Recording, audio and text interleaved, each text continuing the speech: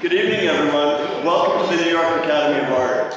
I'm so delighted to see all of you, especially so many faces that aren't already familiar to us. My name is David Katz. I'm the president of the New York Academy of Art and also an alum.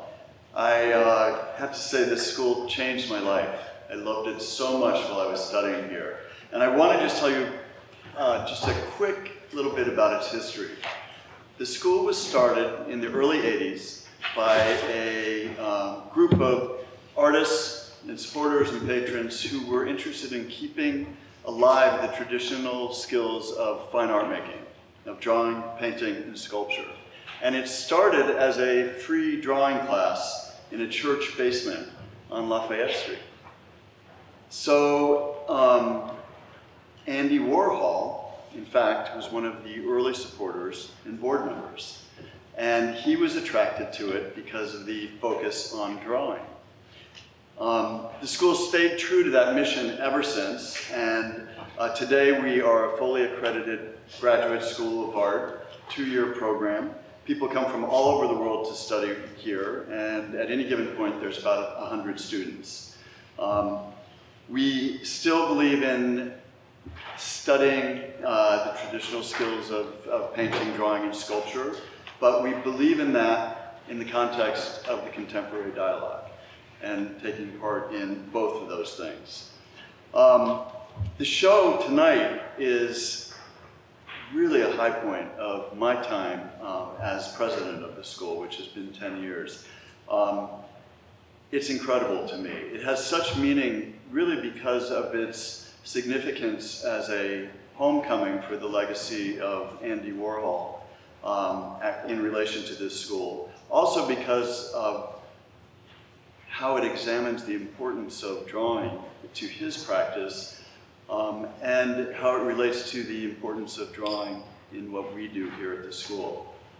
I was so fortunate to have my good friend and co-curator, Vincent Fremont, work on this with me. It could never have happened without him. I think about half this crowd at least already knows Vincent very well, but I will say that he arrived in New York in 1969 with his band from a group from San Diego, a group called the Babies. He worked for the Warhol factory for nearly two decades as executive manager of the studio and also as the head of Warhol Enterprises, producing video projects and Andy Warhol's TV and Andy Warhol's 15 Minutes TV shows. After Andy's death in 1987, he was one of the co-founders of the Warhol Foundation and the sales agent for 2 decades for the foundation. He was also closely involved in setting up the Warhol Museum in Pittsburgh and helping determine the selection of the museum's founding collection. There's a lot more you should know about him, but I'll wrap up this intro by saying that I read something funny today, that when he was once asked for more biographical information in relation to something he was doing, he said, "I have a high school education and went to the University of Andy Warhol." So if that doesn't qualify him, I don't know what does. We're also blessed tonight to have Giorno with us, poet and performance artist. And I have to say, one of the things I like best about my job is the people I get to meet through it. And one of the people I've most wanted to meet for a very long time is Giorno. He is, as I said, a poet and performance artist. He became prominent as the subject of Andy Warhol's film Sleep. Inspired by Warhol and also subsequent relationships with Robert Rauschenberg and Jasper Johns, he began applying pop art techniques of appropriation and found imagery to his poetry. He founded the not-for-profit production company, Giorno Poetry Systems, in 1965. He organized a number of early multimedia poetry experiments and events. Maybe the most well-known was Dial-A-Poem in 1967. And then in 1971, following a trip to India, he converted to Tibetan Buddhism, which is something I want to talk to you about, not in this panel, but another time. Later, he became well known for his confrontational readings and his contributions as a gay rights activist. And he also founded the AIDS Treatment Project in 1984. But it doesn't stop there. In 2010, he had his first solo gallery show, Black Paintings and Drawings, which focused on the development of poem painting. He and his husband, the artist Ugo Rondinoni,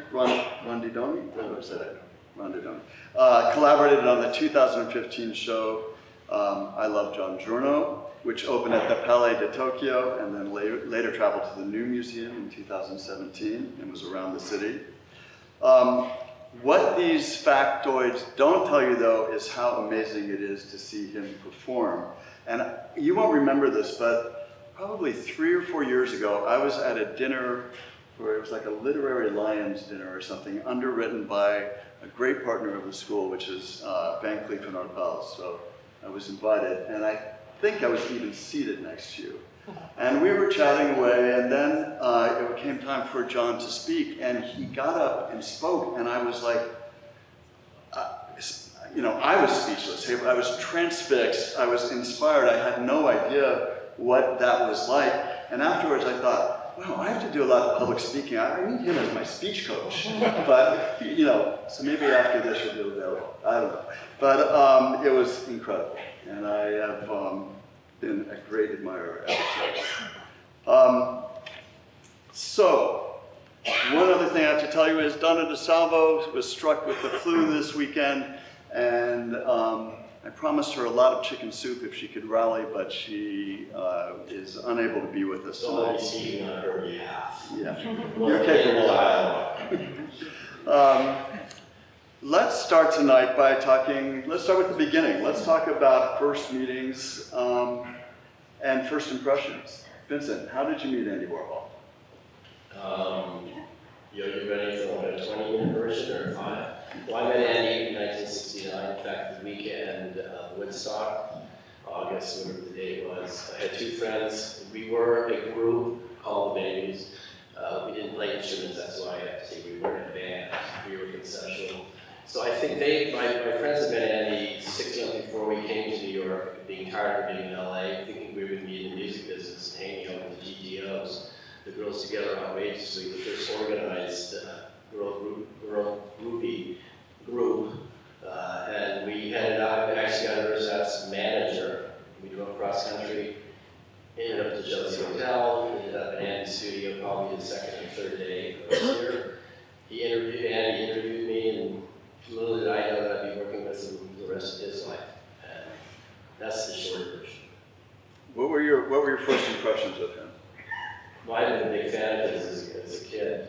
Both my parents were artists, so I was well versed being around artists. And he, my father was showing in a gallery on North La Cienega, so I was very aware of the Ferris as a kid when I was about 12. 13. So I've been following his films and everything else for years. Of course, I wanted to be a filmmaker. What do? I leave LA and come to New York. It was really because of Andy. So, my impression is that meeting somebody I always wanted to meet. And I think I was with him for like 2 hours. I realized then, if you could talk, that's what he was interested in. He was a very good interviewer. And he had a big viewer tape recorder at that point. He didn't have the Sony yet, but it was all those kind of magic things that just worked. I think it's safe to say you can talk. No. I'm not saying another word, actually. Once John gets started. John, tell us how you met Andy, first impressions. I met Andy in 1962, and I think I saw him sort of that year. I met him at his open, somebody introduced, but I knew him sort of the year before, because during that year, 61, 62, the pop artists, each one of the 7 of them or more, might have shows for the first time or the second time, and they was Andy together. And then there were group shows, and he was really great. So I knew the paintings, and I knew who did these early paintings. And then we met at his open, and then we became good friends shortly, and dinner and that all that.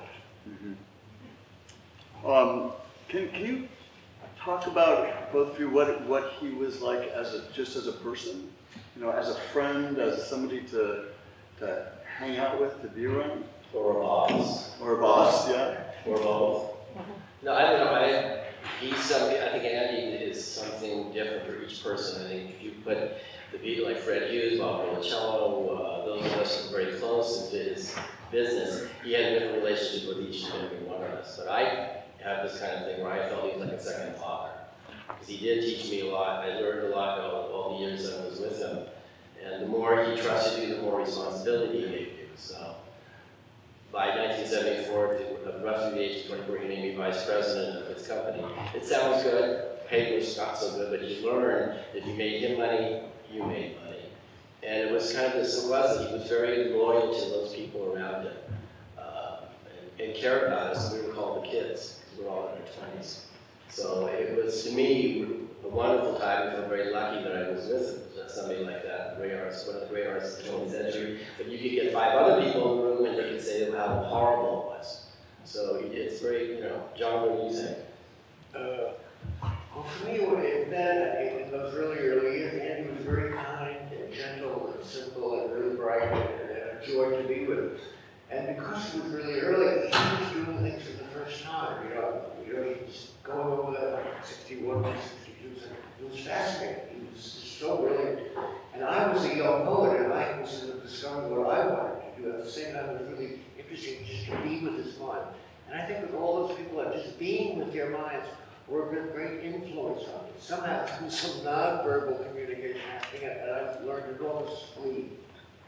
I read something in preparing for this that, I don't know if you wrote this or if it was in an interview, but when you were talking about just being with his mind, it said, you were quoted as saying, Andy and I made the fake interview, Andy Warhol interviewed by a poet in 1963. Whenever he said something that sounded like it could be quoted, I wrote it down and made up a question for it. We had a good time doing it, laughing and loving and resting in the play of each other's minds. And I thought that was so beautiful. But it's in the context of the early critics like Warhol was writing about it, and it was all very serious. Everybody was very serious, so the idea of treating it very lightly. And Andy always said good things, brilliant. I mean, his phrases were great, so it was really easy to do, and it was a great, lots of fun. Mm-hmm. Did anything ever happen to that interview with the poet? Well, yeah, I think it was discovered in the archive, 50 years later, and got published in the book. It was published many times since. Vincent, what was he like as an artist? And by that I mean studio practice, habits, discipline. He wasn't what everybody thought he should be. I mean, the artist out there, he wasn't locked up in a studio throwing bottles of booze against the wall to get away. He was out and about in the world. He was interacting with you. That was really, he was like he was an energy gatherer. I mean, he was like the center of creativity, at least my point of view, in Manhattan. When I'm talking about the 70s, but everybody came to see him, from rock stars, movie stars, society. There was this kind of this magnetic pull that he had. And it's unusual because he was very mild-mannered. He wasn't all pumped up, beating his chest that he's the greatest artist in the world. He said everybody was better. They're all better, But that's kind of positive. But he really actually believed that. But he also knew that his art was important and that eventually people would see it as important. Before he died, which we didn't know was going to happen, there was a reevaluation going on about Andy's 60s work. But it's still taken all these years to get people up to speed about later work. And I think, he worked the only time he came in by noon, he'd been on the phone in the morning, called Bridget, get gossip, call Pat Hackett to feed the diary. Then he walked down Madison Avenue with his interview magazines, and that was his ploy. One, the publisher is promoting his own magazine, but it was also a security device because if somebody got too crazy, hand him the magazines, usually with one other person, pivot and move out of the way and keep on going. We did that all the time. But so he would get to them and he would have lunches by the time we were at 60 Broadway, like 2 or 3 times a week. He'd finally get to work in the afternoon. He told people everybody had to kind of leave, but his real time of working was on the weekends. So there was a while before my first daughter was born, you were working usually sometimes 7 days a week. You had to be there with them. But it was also great to do, because this is where he'd start talking about his life. He would open up a little, walking down the street, oh, you do the almost, and then tell you something. Then it was insightful. Because, you know, that the whole thing about him saying what you see on the surface is what, that's all there is another smoke screen. He had a lot of layers. But he was a true artist, and this is why this show, I wanted people to understand that's why we didn't put any polarized paintings, prints, or anything else. I wanted it to be all drawings to show you how he worked as a young man through to the time of his death, which is the '86 self-portrait. He really was, as a young, he carried drawing books and, or you can call them sketchbooks, drawing books. So he was working, and he was in, just, I mean, if you look at some of the male portraits in the back, he's posing everybody, but there's a certain amount of sensual sexiness to them. He's figuring things out. And just the way he's doing the lines, because he had drawings here, he's actually erased. This is very, very, it's like 49-50. So he's still in the student phase, so he's not sure of the foot position. But if you look at most drawings, there's not one bit of hesitation. He was a great draftsman. And he said for years, oh, I can't draw, my hand's too shaky. I never saw him have a shaky hand. He may have had that as a child, but you know, he liked to get people off footing. He didn't want to be pigeonholed. And that's the same with press, which sometimes got him in trouble, but he would make things up, including his birthday, his birthplace. But we got all the facts, actually. John, did he talk to you about his work, about his studio practice? Well, I think he did. Mr. Weston was doing it because he talks to it. All artists, they talk to you because they're talking to themselves about what they're doing. So yes, in the context of the time period, yes. I mean, I'll give you another example. In the afternoons, there was now deceased, you know, a guy named Todd Brassner, who would come by and trade Andy watches and things like that, small jewelry guy. He would sit there, and he took a lot of cocaine. So he was talk. So Andy would use him like, it was almost like having a radio in the room. Because he'd be painting, they'd be talking, and Todd would just talk and talk and talk and talk. And then they would trade. But the smart thing with Todd, he actually got these beautiful paintings, which I would call little gems, that no one was interested in at that time, because everybody was, you know, Andy had been dismissed in the '70s as primarily a society portrait artist, doing nothing important. So they missed whole groups of great work that was being produced. Fred Hughes, Werner Duschenberger, kind of put this plan together to start showing Andy more in Europe, what he was taking more seriously. And that's where the big series went. And some, you know, so it was weird. He was famous here, but he was seriously taken as an artist, or more seriously taken as an artist in Europe. But John, when you first met him, was he already very well known, or was this in there? Well, he was very well known amongst a few people. I mean, you know, the entire art world was like 60 people in 1962. Some people more Ratzenberg, Jasper, was kind of John Cage, so it was a very small group. And he was enormously famous because, amongst us, because he was so brilliant, at least my side of it. Yeah. And I had heard that people like Rauschenberg and Johns didn't really accept him, and that bothered me. I think there was a problem back then, where, and well, something else happened with these things. Andy did all these drawings from the 50s, 52, or 49 to whatever, 58. And two things happened.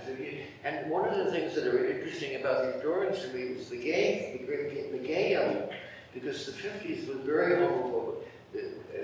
He knew, I guess, when he was not part of the art world, which was extremely homophobic, the abstract painters.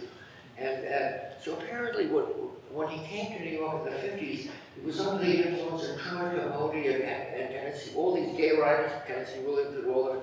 And that was the generation that influenced me as a young poet. So he probably believed that this is from Pittsburgh, and when he arrived in New York, that this was the new world, how it was free. And so he did all, we could talk about the gay drawings later, but so that was all of, that was sort of an early gay liberation thing on Andy's part, not knowing that he was doing it. And then something happened in '68. So the thing he told, a story that when I met him in '63, he said it often to everybody, including me, was that, well, anyway, he wanted he needed a gallery. So Philip Pearlstein recommended him at the Tango Gallery in '58. It was a collective gallery, and they all refused him. It was a formal little process. They were great friends. He was rejected because he was gay, and the work was too fake. And it was quite enormously catastrophic for him. It was an enormous failure. So this was a point of change. And then when I met him, he talked about 58 was that Bob would tell he used to ask guest artists to do the store windows. And in 1958, they asked him to do one store window, and Bob Rauschenberg and Jasper Johns at 58 didn't have much money, so they were broke, so they did the one Stranger next, by chance, next to Andy. And Andy's was very gay and campy, apparently. There was a drag queen photograph, the past as a real woman in the window. And so the story goes that when they finished setting up the windows, Bob and Jasper came over to Andy's room and just laughed, but laughed humiliating. I mean, Andy's told the story so many, just pointed the finger at everything there, and then you piece of shit, you know, you stupid asshole could do this golf, you know, and it so offended him, it stayed in his mind beyond when he told me 60. So this is when all the gay becomes the crisis, and he begins to transition to his adult or whatever you call it. Because but he was quite a threat. He also turned, he became kind of the leader of pop movement, even though he wouldn't say that himself. But that he was this, you know, he did drawings, some of the drawings here, there's a 2-3 male portrait heads. That's only a portion of the 13 drawing set, which ends up, as you turn the pages when we first saw them, as a blowjob. You'll see the facial expression change. Now you couldn't show that work back then. Look back, a lot of the drawings that Andy did, this one back here, you could not, the gallery and the artist would have been arrested. So he was quietly changing things, and he didn't talk about being gay, but his co-workers, well, do you think they have a problem? That was his code, or if they're gay. I mean, what do you think? And he was always curious, he always asked people, you know, if he taught male and female. And by the way, he had a great sense of humor, and this is what you have to understand. He was very relaxed, he was very accessible to people. Because he was on the streets, he liked people recognizing him, but at the same time, because of Valerie Swan's assassination attempt, we had to be careful. But he had this warmth, though his public persona was not to say anything. So that got, you know, but again, he did sound bites before sound bites, that phrase was even used. He gave the press just the right amount, and they loved it for that. He also was accessible to the press, and Ron Goel, who was Mr. Paparazzi in the 70s, who everybody was pushing away, and he always let in, because he knew what he wanted, and he saw what was happening. How did he feel about the critical reception to his work? I mean, well, first of all, I know he was very successful early on as an illustrator, you know, as a commercial artist. Did he like that, or was he just a lightly? He won award after award from the Art Directors Club, but all the years I was with him, now I met him in '69, so he was already well known and famous for starting with the Ferris show. But I think pretty much every exhibition that he did while I was with him got a bad review in this country. With the exception of the stitched photographs just before he died at the Robert Miller Gallery.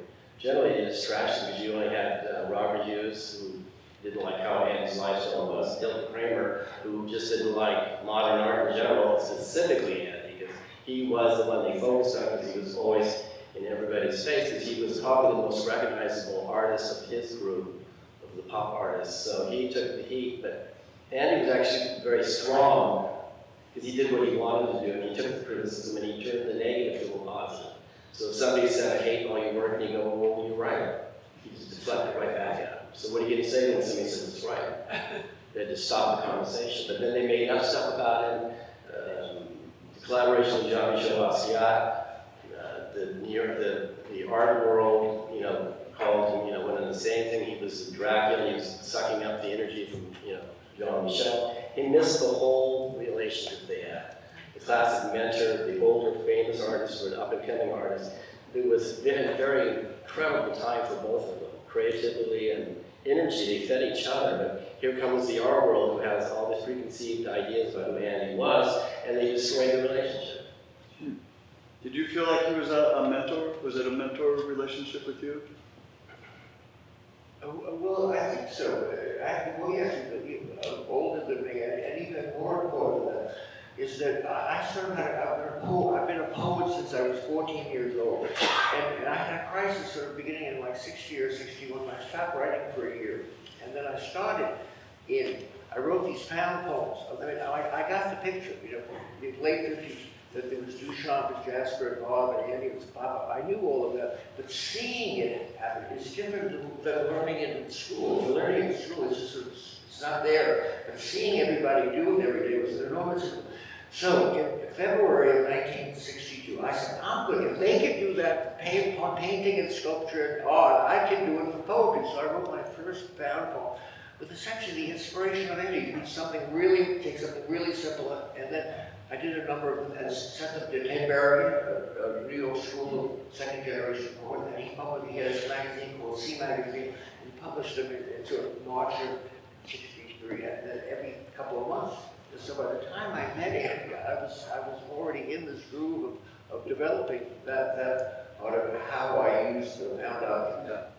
So you were already formed as a sense. Well, yeah. So being with his mind was extreme interest to me because he was doing something similar. And he and Bob Rauschenberg and all of them, it was really interesting seeing what they didn't pick.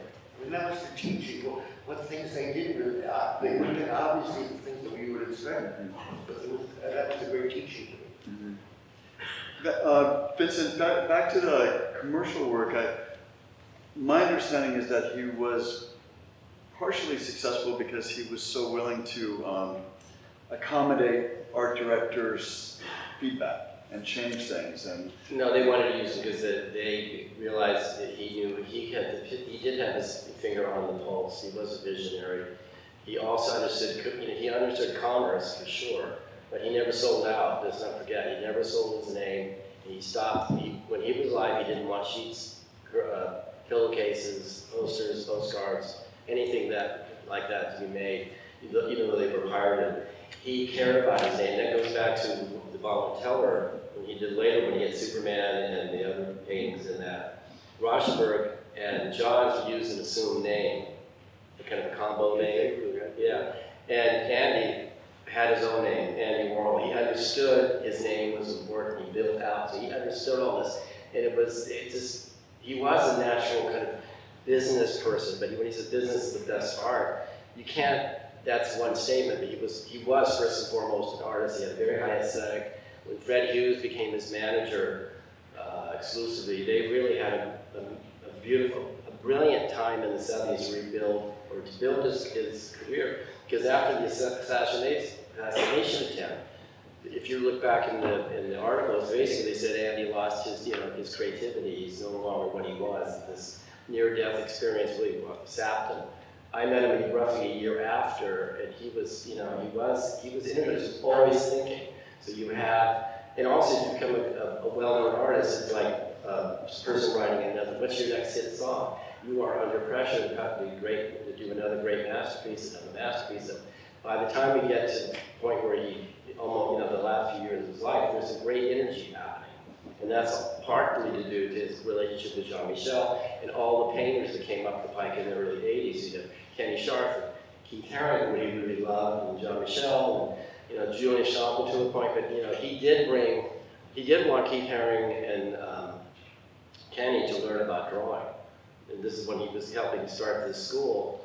I texted Kenny the other day, I said, do you remember going to the New York Academy of Art? And he did, and he said, well, I guess let's do it Figart. Then I was trying to get more information out of Kennedy, and he goes, the next text was, when you can't tell me when you're going to be in LA next. So I got as much as I got out of him, but they did care about Andy and vice versa. So there's a lot of energy. Andy was very happy that painting was back. Mm-hmm. You were talking about Fred Hughes. How did they get the subjects? How did they get the subjects for the portraits? How were they chosen, and who brought them in? And Well, Fred was really good at it, and then later Bob Dolicello became very good at it, the matrons of Park Avenue and then the European Society. Fred brought European Society into Andy's life. And then there's the fashion designers, Yves Saint Laurent, and he did Yves Saint Laurent's portrait, and then the Italian designers, Daniele Morero brought in. But we had, Andy was very generous with commissions, it was 20%. So independent dealers could bring somebody for lunch, and generally the Europeans commissioned portraits because they understood the history of having a portrait done and then passing it down through your family. Americans had their portraits mostly female. Sometimes it'd be a mistress, or you know, and then the one that no, it was once you like you piggyback it. So and so had their portrait done, so and so has to have their portrait done. A chain of like, oh, I have to have it because you have it, and he really it was the bread and butter. This was kind of the portrait commission thing was really kind of dreamt up by Bruno Bishopberger and Fred Hughes as a way to keep money pumping into Andy's studio to cover the interview magazines. We had later I was producing the TV shows, so you had to bring in cash flow, and he, being from a very poor background, had this great fear of being, you know, wiped out or destitute every year. And I bought into it every year. I got to press in January. Oh, well, I mean, so well, what do we do now? So, well, for other things, you know, exhibitions have to come along. But he had this fear of being poor, but he actually wasn't. His house on 66th Street, you know, he never wanted anybody to come in, because he didn't really want anybody to see how beautiful it was. The Jed Johnson had done the interiors, and we had to force him to have people over from time to time. He liked to entertain outside. And, you know, he was very private, so he liked to ask a lot of questions for other people. He was a great listener, but he didn't really give back about what he was up to. So when people say, well, what about Andy's sex life? I never say anything because he wasn't going to talk about it. Mm-hmm. So we could ask John about that. Where I want to hear from you, John, is the story before Andy does sleep. Where did I read this? That Andy you had a hangover and he sits by your bed for half a day before he does sleep. Do you remember the genesis? The night up in Old Line, Connecticut? I don't know. I don't know where I read it, or but you and Andy came over to visit, or whenever you had a hangover. You kept going to sleep and waking up, and every time you woke up, there was Andy sitting in bed. No, we was up in Old Line, Connecticut on the Memorial Day weekend, and Andy was on speed. When you're on speed, you don't sleep, and I was an alcoholic, so I at 1 o'clock, and then I would wake up every once in a while, and being feeling, he was just looking at it, with his head on the board, and with these Betty Davis eyes. And the first 2-3 times I didn't say anything, but then I would say, what are you doing, and wouldn't you like to know? And then it went on all night until like 11 in the morning, you know. And then he was sitting at the front of the book, so that's the moment he got the idea to sleep. And then he was just, at that point, moving around looking. But there's something more interesting than that. Nobody realizes that Andy Warhol had what he was making had a very beautiful body, because he took speed all the time, so he worked all the time. And working all the time on speed, your muscles get hard. So every one of his muscles were perfectly formed. And he was also, as you know, hairless, because he had this, I guess, neurological some problem when he was younger, even in the 50s, where he lost all his body hair. So when you saw him naked, he had this perfectly formed body, and he was hairless, which looked unreal. He looked like a marble statue. And then because of his ethnic thing, his body was extremely white. You know, that white, marble white. And then on which sat the Andy Warhol head. So when he looked in the mirror, he thought of himself as ugly. The whole thing is ugly. I would say, Andy, you're very beautiful. Just look at you. And all of that kind of thing. These moments, and he, of course, did not believe me, and he was so great about feeling ugly that it was wow. But he had a beautiful body. Wow. Well, there you go, just a little bit of speed and hard work. Well, yeah. All good to go. Very well. Fit into those clothes you haven't worn in a while, and have a good time. So, because he didn't think of himself as attractive, do you think that was part of his fixation on beauty and celebrity, or?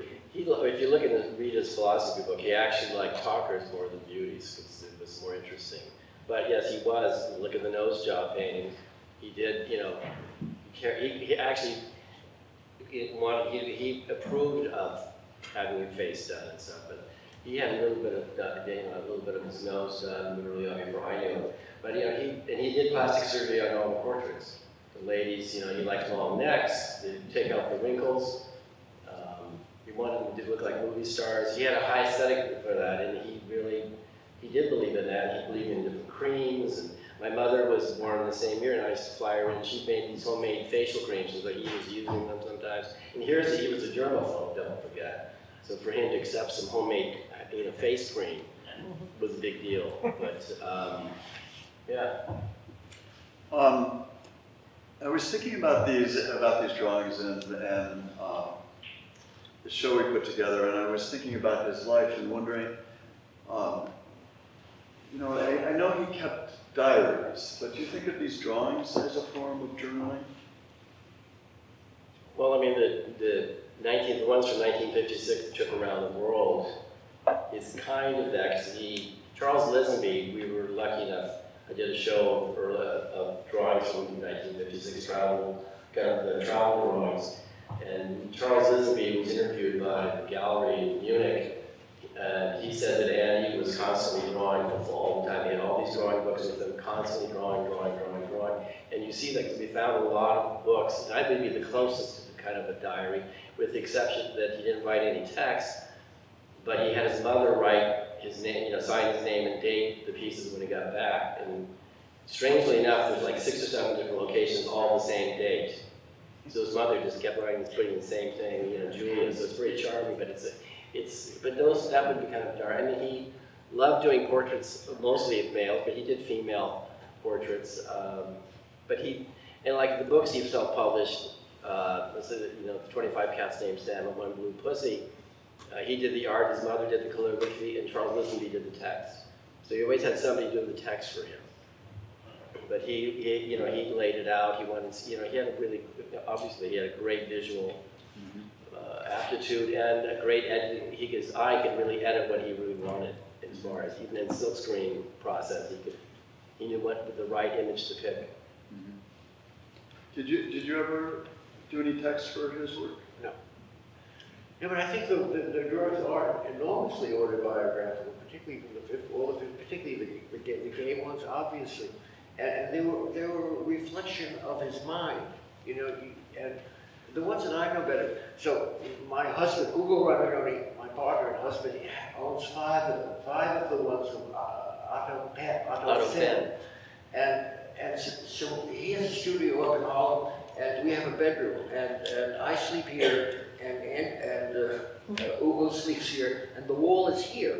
And so these 5 things, what I see when I wake up in the morning, when I look at Ugo, in the frame of my vision are these 5, among other drawings. And you can see there's 4 of those. That's what they're at the Whitney show that Donna DeSalvo did, and there's 2 of Otto Fenn. They're great. They're pen and ink, and they're men basically. They're wearing suits and ties, but they have earrings. They have pearls. So Otto Fenn had his studio. Did you go to Otto Fenn's studio? No. I read up on this. He had a big studio where a lot of people in the fashion illustrated people would meet, as you know, besides serendipity. So I think that they're saying, whether it's true or not, this was the impetus or kind of influenced Andy to start his own factory, because Otto Fenn had this where people came in group. Again, by wearing, you know, putting some makeup on, possibly wearing jewelry. These were very personal drawings. They're pen and ink, and they're absolutely lovely, and I'm so happy that you guys, you know, and some of them are a number of mistakes. And how he did them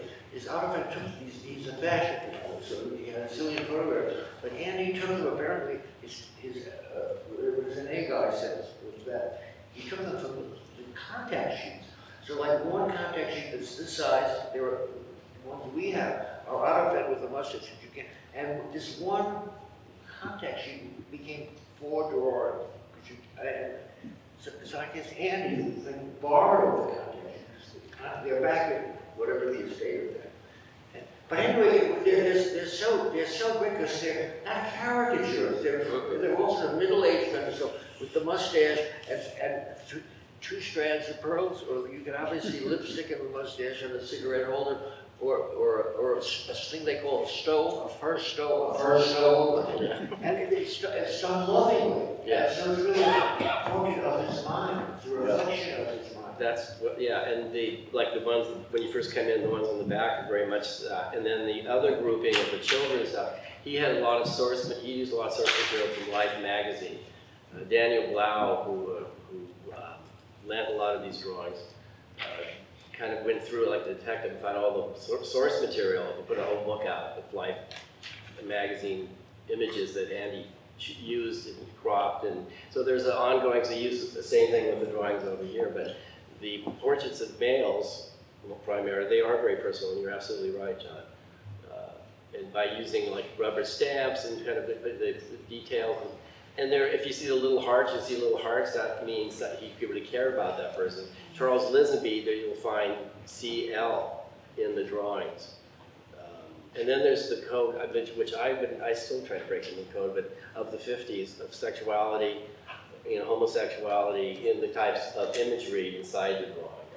I mean, there's key, there's some class, I think, the pomegranate. Then somebody said, well, about the peacock, and I don't have any. Do you know anything in reference to why? Because the peacock was very popular 50s imagery. So what code or decoding that means is something I can't speak about. But I mean, the male torso back that way, which is 77-ish, I think.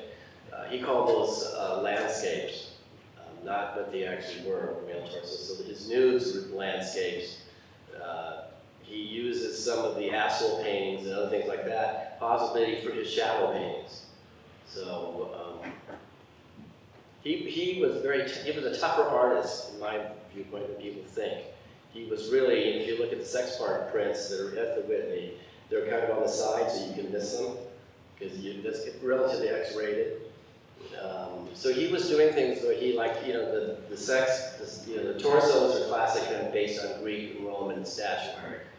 He did them upside down, but he was he knew art history and the context of art history, so he's using this throughout his work. And then he goes into abstraction and really gets everybody crazy. Because the critics, when the Shadows came out, the Heiner Friedrich Commission added the 2 paintings, they didn't know what to write about. They just attacked Andy going out, and Andy this and Andy that. They really couldn't address the artwork. Interesting. What about the foot and feet drawings? What's that about? Why Did you ever have your foot or feet or both your feet drawn by Andy? No, but I had a hand. Use your And microphone. I had someone, he did a hand for me and 5 other people, and I brought it to my archive out of my parents' house in Long Island, and I put it in a very special place. And now, well, 50 years later, we've cataloged my entire archive almost, and I can't find that. It was weird. I put it so. But anyway, my hand, the Marisol and the Robert Deanna. But it's presumably exists when we found it. Let's hope so. Well, that's why I wanted to put some foot and feet drawings, because those are done from life as well. Most of all these drawings, with the exception of ones taken from Life magazine photographs, are all done from life. The Polaroids that he took later was Polaroids, but Andy's studies for the paintings were really his Polaroids. But he never, this show also hopefully get that he never stopped drawing. He slowed down a little bit in the 60s, but he did, which we don't have here, the great 60s drawings, which you can see some of them at the Whitney. And this show is kind of a dialogue with Donna DeSalvo's show in the drawing part of it, because I don't know if everybody's seen the Whitney show. But I wanted to open up that dialogue, and that's why I wanted Donnie here, because she's one of the few people I know well versed in talking about Andy, had the unique opportunity to interview Andy in 1985 to 86 about his work in the 50s. He never talked about it. So she was fortunate, she did a wonderful show called Success is a Job in New York at the Gray Art Gallery, just around the time of the Museum of Modern Art retrospective in 1989. So she is one of the people I would respect, and I know she could do a great job. So that's why this drawing show, and I wanted to encourage people to go to Whitney and then come here and back and forth. And then you can go to Paul Katz and see the Polaroids, which were portrait sittings. I want to give the audience a chance to ask the 2 of you questions also. I'm going to ask a couple more and then turn it over to you guys. For an artist who used to say famously that he wanted to be a machine, and for a lot of whose painting work is sort of disintermediated from the hand, when you see this show, it seems very personal and very handcrafted. Can you talk about that, Vincent? About that, just the importance of that? Well, that's why I wanted to keep it really in this realm, a lot of sketchbook drawing book pieces, because they are personal, and as John said, they are autobiographical to a big degree, because the male portraits back there, you should never make an assumption, but I put money on the fact that those were all friends. The same here, but these are a little more academic drawings, but he also wanted to do, where he took 4 or 5 pages of the sheets of paper, and to make one drawing, he taped them with masking tape. So there's a lot of experimentation. The 2 drawings back there, when he's breaking the line up, and you see it, Donna showed us 4 drawings of really broken line, and it's like a woman constipated on the toilet. They're very humorous things, and the broad gave me my face when I can pick my own nose. That drawing is at the Whitney. That's another thing. Andy was, I'm going off your subject for a second. No, please. Andy was very provocative without even really trying, because he gets thrown out. He puts a painting in with that name, the broad gave me my face so I can pick my own nose, to the Pittsburgh Annual Art Association, whatever it's called. It's tossed immediately, rejected. George Gross defends it because he was one of the judges. So I know that Andy was looking at George Gross at that period of time. And because Gross was doing high and low, he was doing book covers and book jackets and things like that in the 20s and 30s. So I think he immediately saw all this. So he was a changer. He changed things. He did make us look at the world differently. He was the most, he looked at the world so much differently than anybody else. It's hard to replicate what, just things that came out of his mouth, the way his thought process. If anybody who got to know Andy, you realized how far ahead he was of everybody else. He was unpredictable. So you could never say, well, people say, well, Andy would have done this, would have done that. I could never say that. We never knew what he was going to do. So why did he do so-and-so's portrait? Because he didn't. And he picked some people he would do it for free, because he had his beauty series. He always loved beauties, male and female. But if you had $25,000, you could have your portrait done. That was a lot of money then. But it's a lot of people regret not having the portrait done. I never had my portrait done, nor did Fred, because we never thought he was going to die at that point. We talked about having his goddaughter, my first daughter, painted, and it was like, I learned that you should never wait. You should just get it done. Good advice for life generally, right? Will you tell us about the one thing we haven't discussed in the show is the product or ad paintings, drawings there. Well, the Beetle boots, that's 1985. He went back into his hand-painted kind of, because it's pre-pop almost, borderline pop 1962. So he actually goes back to where he was taking cheap ads out of back magazines, purposely. It was like when he did paintings of chocolate, the Whitman's sampler. He wouldn't pick, the highest end chocolate.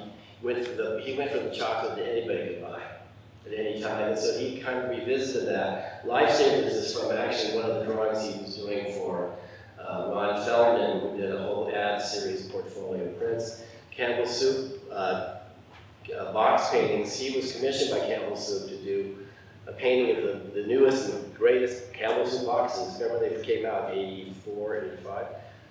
So he did various versions, but he started using the acrylic painted versions and incorporating them into his paintings.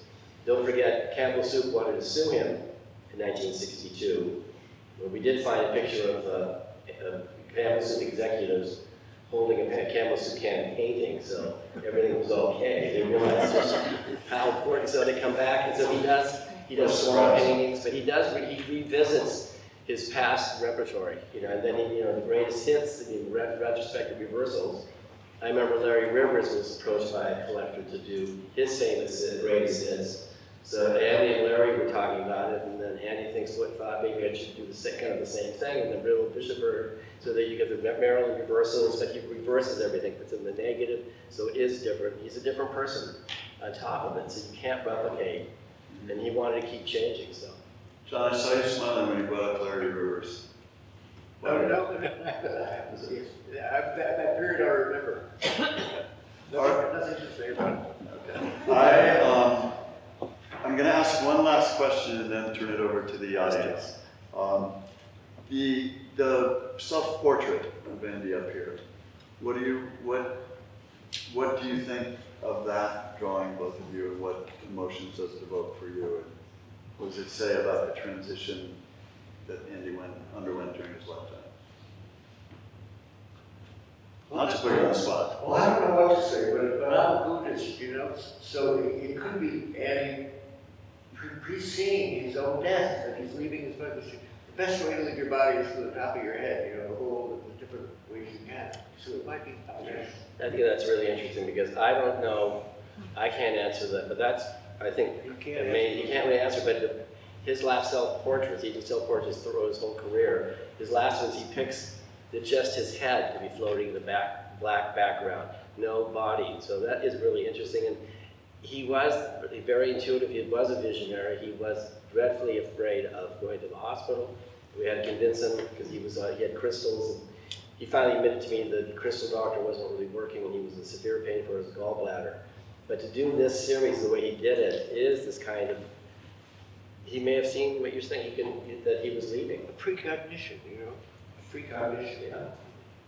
So that to me is very, because there are very few that he's wearing glasses in this series, but you know, he loved shadow. You still get his paintings from a number of self-portraits, the 67, you know, they're like half the face is in shadow, almost abstract, and he paints himself out. He did this when he, you know, doing videos and stuff. He directed his whole lighting when, believe it or not, he was doing an ad, a 30-second ad for a restaurant in Houston, Texas. They had no idea. So we took the job, and Andy lit himself half in darkness. And Don Rose, the director, and it was really interesting that kind of mystery. But I think John's is on the right path of what's happening here. I would like to turn it over to the audience for questions from you. Anybody have any questions for these gentlemen? Yeah. So with the myth of Andy, okay. One of the things I think can be said is that in contrast of the artist, there is a sense of an artist's suffering being part of this brand. So I was curious to know if you would say a word or two about how the man himself, rather than the myth that we have about him, suffered. I don't know if you know what I mean, but there's a strange sense in which suffering is somehow not part of the legacy of Warhol.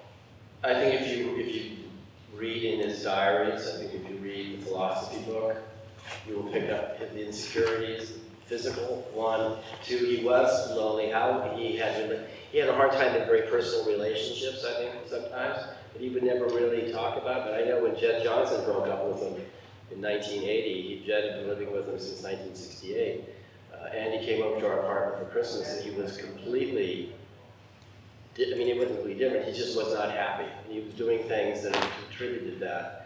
I attribute to the breakup, to basically divorce. I think that he really wanted a relationship. And he writes, in his writings or his interview, he talks about it to a degree. But again, we never talked, this is why you never talked personally about it. We talked about family a little bit. You know, I didn't even know when his mother died in 1972. It was months before we found out that Julia had died.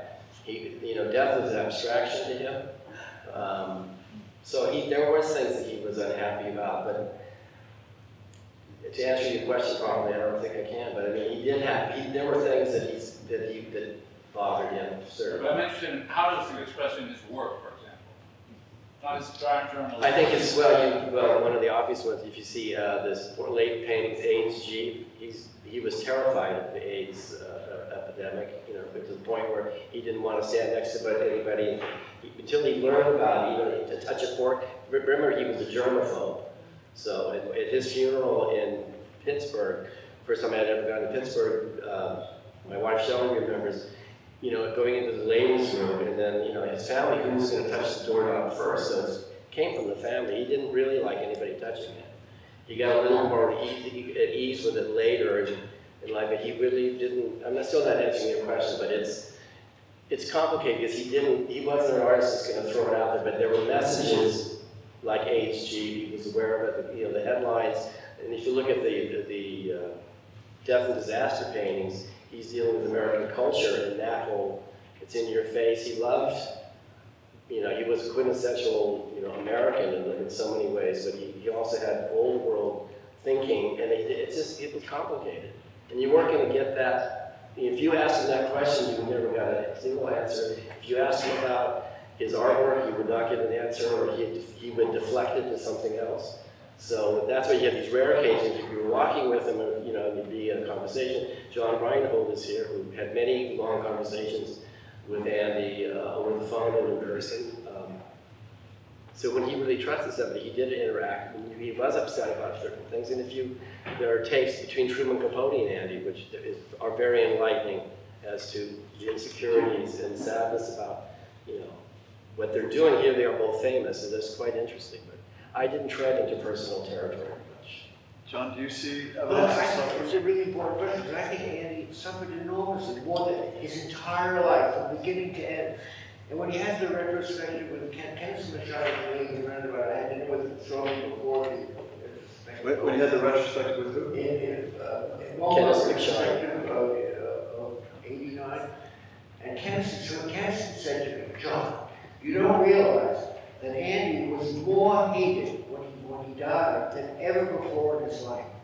So just put that into perspective, that he's more hated at the end of his life after his great career of doing all of those. So he must have been, and this is the one thing he wanted, the art world, and he never got it. So this must have been constant.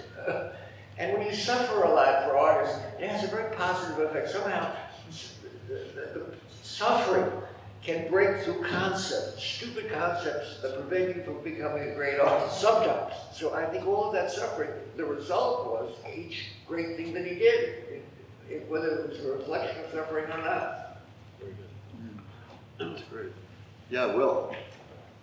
Vincent, do you know roughly when he switched over from these freehand drawings to the project and trace drawings that he did later on? Did everybody hear that? You could hear it? Okay, good. Sorry. Freehand drawings, when he switched from freehand drawings over to the projection and trace drawings. Can I just comment on the suffering? As an artist, you know, that's the ultimate truth when it comes to art. That's what I have to say, sorry. Thank you. All right. So I don't know if I can pinpoint it, but I mean, he's using what I always call the overhead projector, certainly by the early 70s. So I think it transforms from, because if you look at the 60s drawings, he's still, you know, he's using the, you know, the crosshatch. He's really going at it from shake the can and, you know, Campbell soup cans, the Coke bottles are really gestural drawings. So I'm guessing it probably happens around the time that I show up on the scene, because I watched him draw with it, but it was, I mean, for instance, that, even if you have that, you have to make, there's no hesitation, because you make the one mistake, you can't turn back. So he had control, but that's, I think I would put it in around 1970, 71, that period. I saw some other hands. Peter. I'm going to follow up on Will's questions.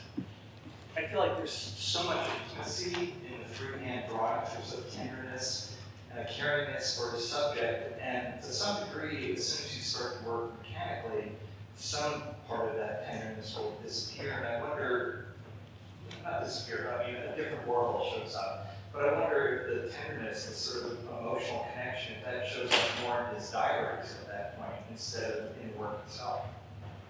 That's kind of a good point. I mean, after, you know, I met him, like I said, roughly a year after the assassination attempt. That took a lot, did take a lot out of him. He didn't have to wear a corset the rest of his life.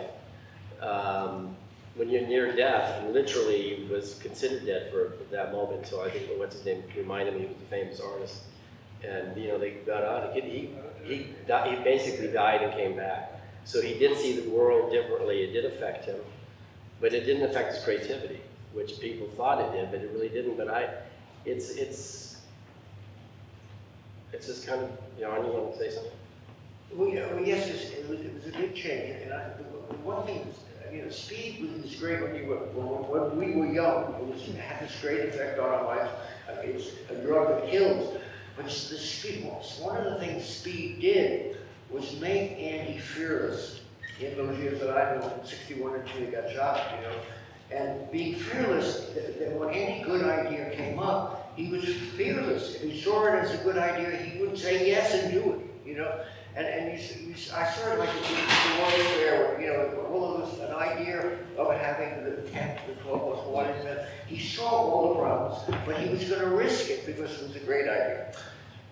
I think after he shot, the fearlessness maybe went away. He was still a great artist and he flowered all those years after he got shot, but it changed his life, I think. Yes? I think that's a good point. I think that's possible because I didn't know him until after the assassination of him. And it, you know, he didn't go out as much, like he didn't go to Max's anymore. He had the group, but he was still out and about. But I think that's a good, More in his artwork. yeah, and he was in the trade-off again with Bob Coachello. He says that, you know, and he goes, oh, I think people are much more creative back in the 60s than us.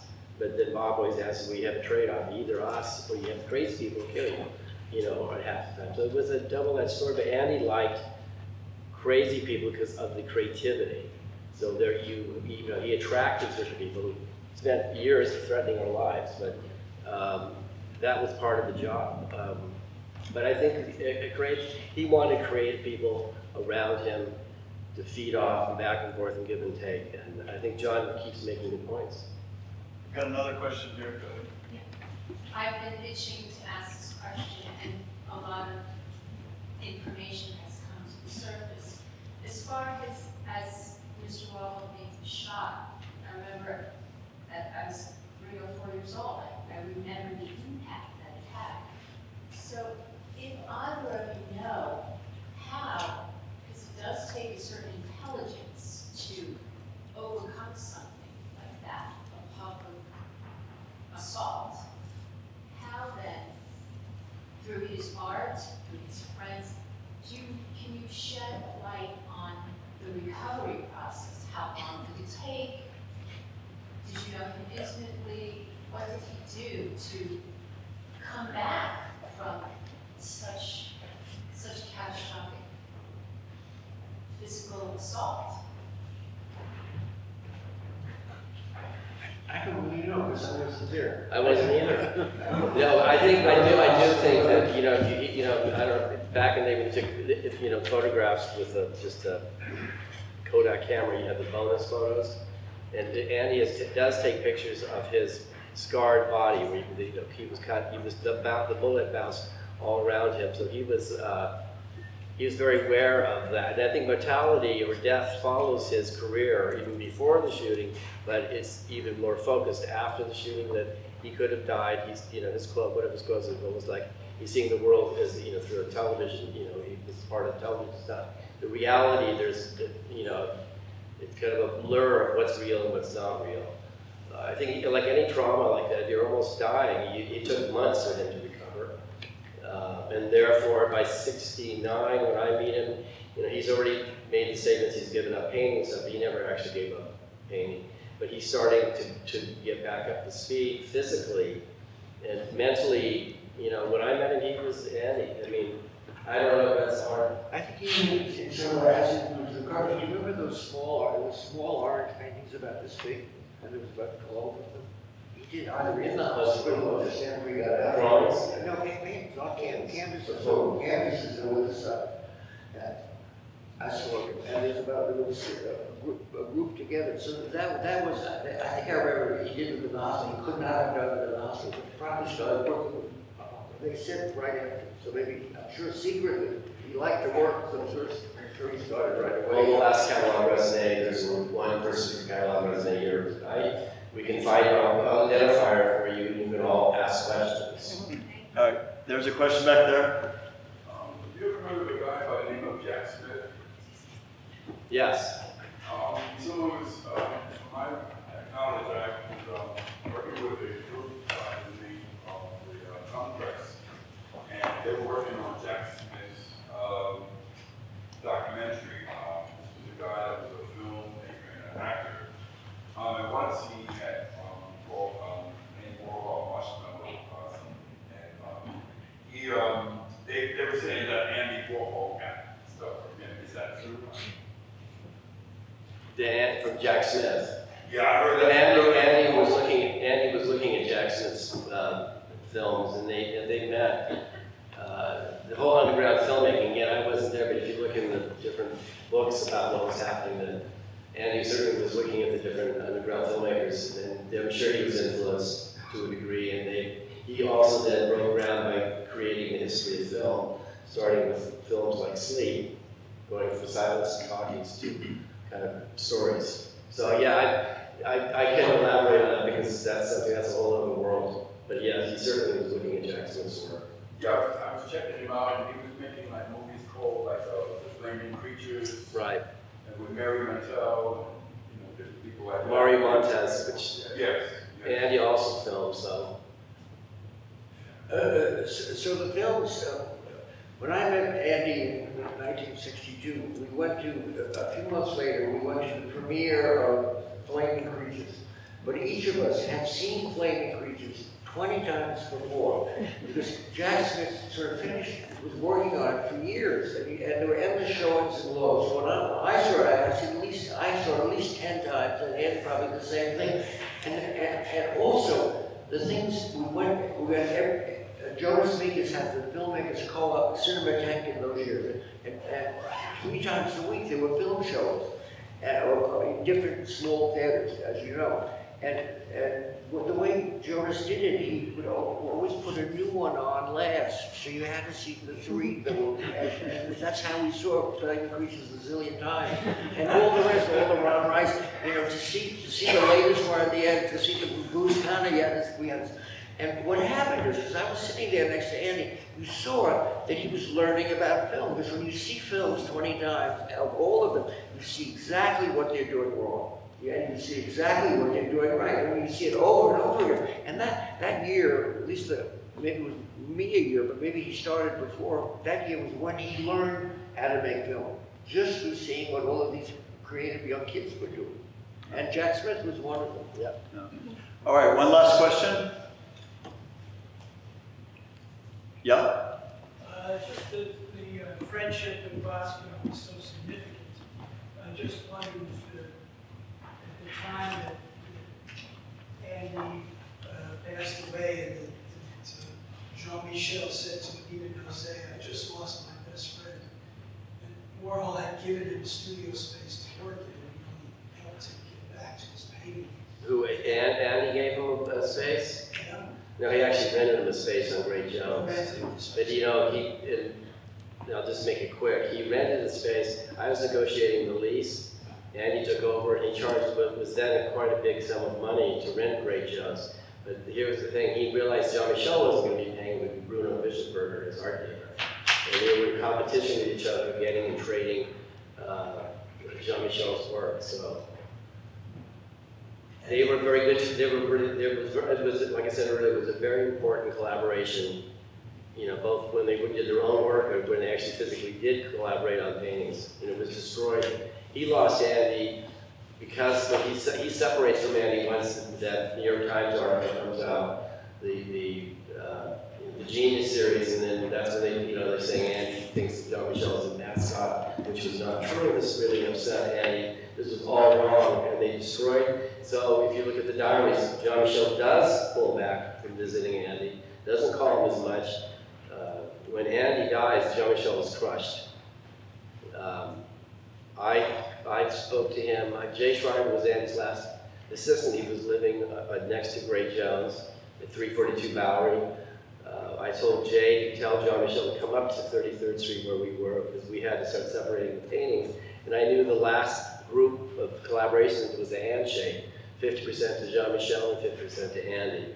Jean-Michel came up, he had a toothache. He lasted maybe 15, 20 minutes and had to leave. He was just destroyed because he realized he left the person he had the most fun with. It was the close relationship.